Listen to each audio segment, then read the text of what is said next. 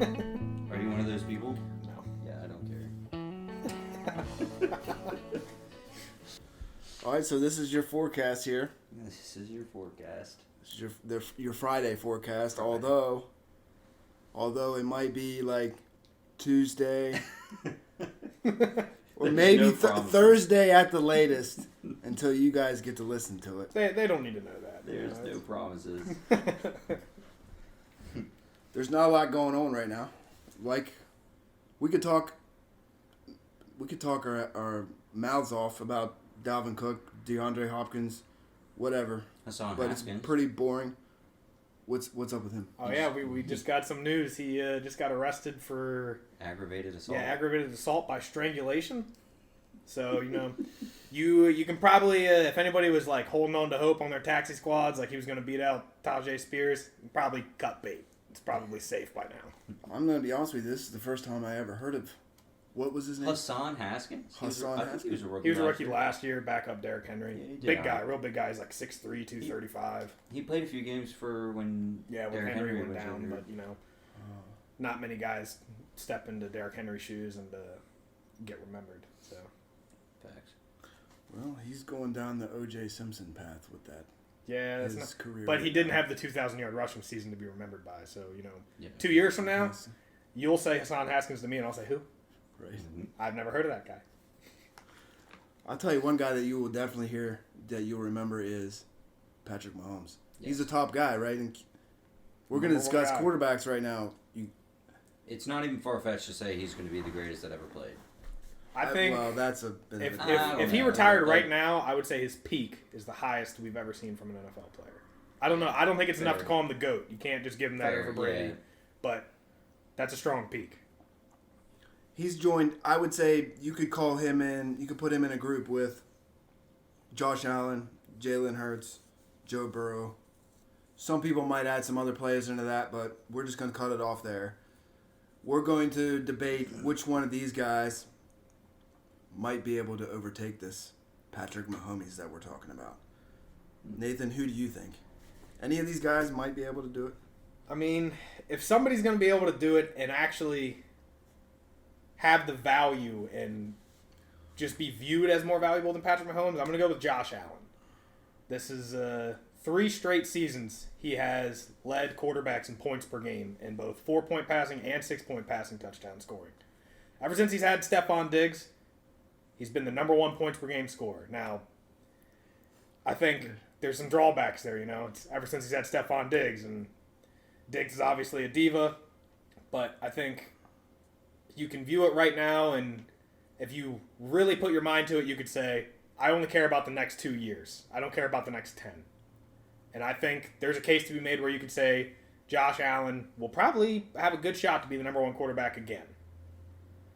He definitely, I would say this about him compared to the other two. Just as far as just physical talent, he definitely is the most comparable to Mahomes with his arm strength and his running. I agree, and I think I heard him in an interview the other day touch on how much he runs and how physical of a runner he is, and he understands that he can't do that forever.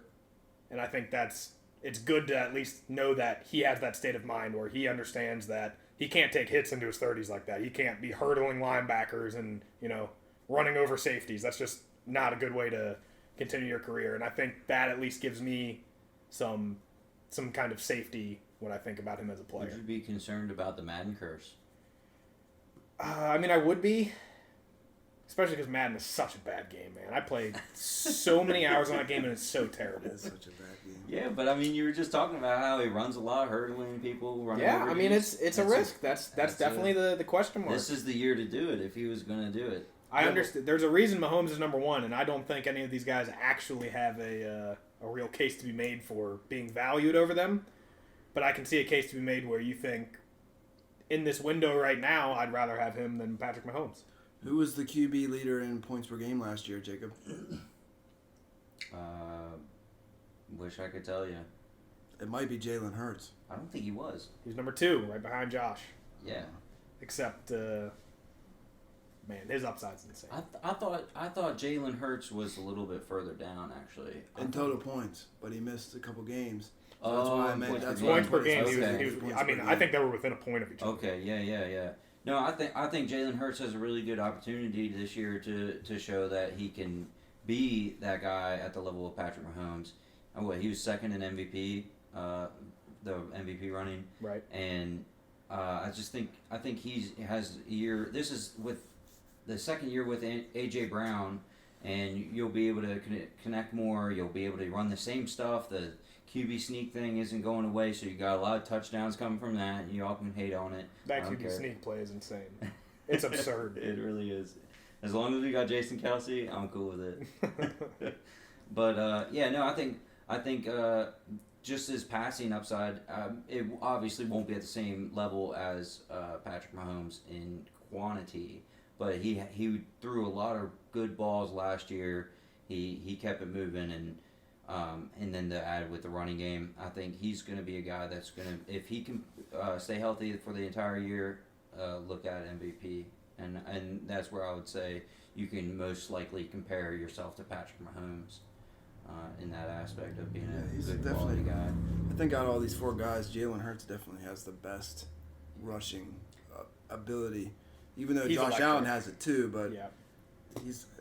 I would say Josh Allen would be more like Mike Allstott, and Jalen Hurts is more like Walter Payton. Catch me if you can. Yeah. Like, I think another thing you didn't touch on there is he's the youngest of this group by over 2 years.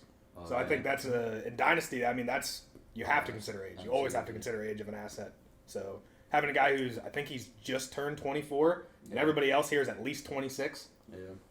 So I mean, it's an extra couple years, especially when you're looking at him compared to Josh Allen, and they have that similar skill set where they do use their legs a lot. I mean, fresh legs count for something. Well, Watch out, though. He just got paid. So, you know how people do. Joe Burrow has not got paid yet, and that's what I'm counting on. Keep being hungry. I'm picking him because he's the coolest one out of all of them. Joe Cool. He's got man. He wears pants that got Seinfeld on him. He's got the cool haircut, and basically just the way he plays the game. I love it because he's not the most gifted as far as arm strength, fastest. He's definitely not, but just being able to move around, knowing what's happening on the field, making a quick decision, and he's not afraid to just throw the ball up there and let his guy make a play. And when you got Jamar Chase, T. Higgins, Josh Boyd, Tyler Boyd. specifically, yes, Tyler Boyd. Specifically, though, Jamar Chase, just toss it up there. He's got one-on-one. I just love watching the guy play, so that's why I'm going with him. Yeah, I think that's those are all fair points for Burrow's case. I think another thing is the safety of, well, maybe not the safety, but the perceived safety at least of a pocket passing quarterback. I think that's the big thing Mahomes has over top of the other guys is he's not depending on his legs. He's just out there throwing for 5,000 yards and 40 touchdowns. And I think Burrow is the only other guy of this group where I could comfortably say if he only runs for 100 yards and a touchdown this year, I'm still happy with him as my number one quarterback. If Josh Allen or Jalen Hurts do that, I don't think I'm going to be happy with the results I get. Piggyback off that, I would say I think he's got the closest skill set of the actual GOAT, Tom Brady, where just making a very quick decision, not being the strongest, fastest guy ever, but just being so savvy and accurate with the ball. And that's what Joe Burrow brings to the table. Absolutely. For sure. And I think he'll be very likely tied to Jamar Chase for the better part of his career. Right. So Yeah, that's, Definitely. And they got to, I mean, they've been playing together Good since, they synergy. were, 19 years old. right. So Is there which QB that's not in this group right now, top four there, could make a jump into that conversation? I think the easiest one for me is Trevor Lawrence. I think he's gaining another great wide receiver with Calvin Ridley this year. I think he's taken another step with the offense for the second year with Kirk and Ingram, especially during the second half of the year with Ingram because Trevor Lawrence really found a connection with him. And then you got really good play calling with Doug Peterson. I think this is the year he could just definitely make a huge jump into that like top tier kind of quarterback play. Yeah, I mean, you look at his first year, and you could almost just give him a mulligan for it, which is all the outrageousness.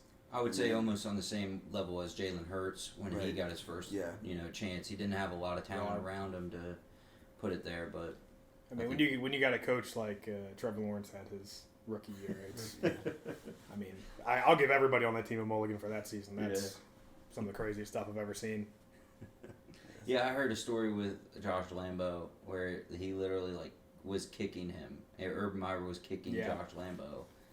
It was a yeah, that's tough. I mean, I get the power dynamics of Urban Meyer being a college coach for the vast majority of his coaching career, and you can get away with treating people like that. But in the NFL, this is these guys' jobs. These are grown men, and they're just not going to tolerate that stuff. So it doesn't surprise me that didn't work out. But I love the Lawrence pick. I think he fits that same mold as Joe Burrow and Patrick Mahomes, where he's going to stand in the pocket and sling that thing. Yeah.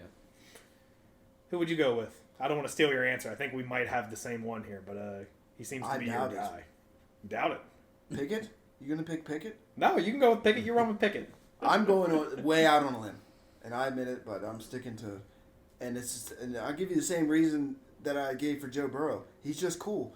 He knows what's going on, and not the strongest arm, not the fastest, but not the biggest hands. And good point. Maybe the smallest hands. Yes, I'm not concerned about it. He didn't seem to have a problem last year. He even I think he takes the glove off of his right hand, so it's all good. Seemed like he did have a problem last year, though. What was his problem? His problem was he was dead last for the quarterback performance, yards and he touchdowns. Was definitely held back in the touchdown department, whether it be to Matt Canada's scheme, and I think Pittsburgh fans have been begging for Canada to be sent packing for years now, and for some reason they just stick it out. But that's what Pittsburgh does. They stick with their guns and they ride things out. But I do think the upside is there with Pickett. Obviously the draft capital's there, and there's some good talent around him. I do like Najee as a good bounce back candidate this year. He's dealing with an injury a lot last year. They still have Deontay Johnson. George Pickens taking another year learning the offense. I mean, there's talent there on that offense. Pat Freiermuth. Allen Robinson. They just picked up Allen Robinson. They have Calvin Austin there. So, I mean, there's talent on that offense. And if he can take that sophomore step that we do see a lot of the time, I could definitely see him having a shot at least being vaulted up in comparison to where he's viewed now. I would say probably if he's going to be a great player, most likely way that it happens is he's more like a Russell Wilson's second year, where the team is really good, but he only throws, he's not putting up crazy fantasy points. Yeah. That's the trajectory that I see happening. Their defense is good. I think they're going to continue to do well without expecting him to carry them. Right. And that's just going to... And they did make some very large improvements to the offensive line group, which I know was a very big problem for them last year. Draft looks like a beast. Yeah, and they drafted Darnell Washington, nicknamed the sixth lineman. I mean, that guy's out there bodying DNs. Yeah. So the only question is with him is if he's going to get in the field, but that's another subject. I think it's not really fair, my option, because I kind of went with the easiest option, because if you look back 2 years ago, Lamar Jackson was the number one quarterback in Dynasty coming off of his MVP season. Yeah. And, I mean, they had the same issue as Pittsburgh fans, and they finally got rid of their offensive coordinator, got Greg Roman out of there, and they brought in Todd Monken, and he wants to air it out. And I'm confident in Lamar's abilities on the ground. I don't think anybody has any question marks about Lamar running the football. But if he's going to throw the ball 5 to 6 more times per game, I think it really could raise the ceiling of what that team could be, and a vertical attack, and hopefully Rashad Bateman can get healthy, and they just drafted Zay Flowers, and obviously we know what Mark Andrews is. So that team has some upside. I didn't even mention Odell Beckham. So, I mean, there's options there, and if Lamar can stay healthy, which has kind of been his biggest problem, he always seems to miss some games, and there was a lot of concern at the end of the year about how much he really wanted to play, knowing he wasn't getting paid at the time and all the contract dispute. But I think if you ignore the contract dispute and everything that's happened over the past 6 months, he's probably in that top 4 group we talked about. Yeah. Oh, yeah. I agree with that. And I don't think you can just specifically say that his run game is way overbalanced to his passing game because that year that he got MVP, he led the league in touchdowns, right? Yep. And for passing. I have to play devil's advocate on this one because when you look at the year that he did win MVP, they threw the ball not maybe 450 times. Yeah, not a lot. Then the year that he had probably his worst year, they were ninth in the league in passing, and it was terrible. And I worry that he's not actually a great pocket passer, and he's just going to sit there and pick you apart, like Ben Roethlisberger said. And it's more like his game is running to set up the pass. Yeah. He is an elite running back, or he is an elite running back who can also pass the ball really well too. Right. Yeah. And there's no reason not to take advantage of both of those. And that's what we saw when he won the MVP. I'm concerned that if he does try to pass the ball, we're going to redo the Michael Vick experiment, and we all know how that worked out. Right. Yeah. So, I've been on Lamar's horse the whole time. I've been betting on him the whole time. So I tend to agree with you, Nathan, but I'm just throwing that out there as a concern that I do have. Yeah, those are definitely fair points. I will not sit here and tell you I think Lamar is an elite pocket passer. I don't think that's his game. Right. And I don't think they want to make that his game necessarily. But I think we've seen over the last probably 3 or 4 years, Baltimore is a very, very dominant team when they get a lead. So it really depends on how good of a defense they can have and ball control. And I think Lamar has done well in not turning the ball over. He's doing his part. So Baltimore's defense can keep them in games, keep teams scoring less than 20, 25 points. It really gives them a shot to get back to where they were because, I mean, we've seen them go down 14 points and now it's, okay, well, you're not going to run the ball 15 times this drive and eat up 10 minutes. Yeah. We're going to drop 8 guys back in coverage and make Lamar beat us. Mm. And for better or worse, it seems like that hasn't worked out for Baltimore so far. So there is a reason that he isn't in that top group. But And he also got paid. he did get paid, man. Board man gets paid. You know what happens after that. I don't know. Typically, they play worse. I'm not happy about it either, but typically what happens. Oh, so the guy that you picked for your top QB then. I already said it.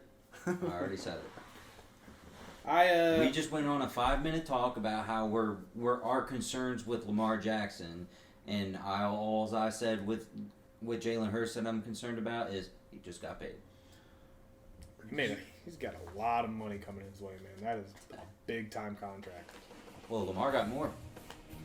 Unless you're I guess he got what, $1 million more than $2 or Hurts. something, yeah. Yeah, that's all it is at this point. It's just all right. Give me $1 million more than the last guy who signed a contract. And it's Well, did you hear what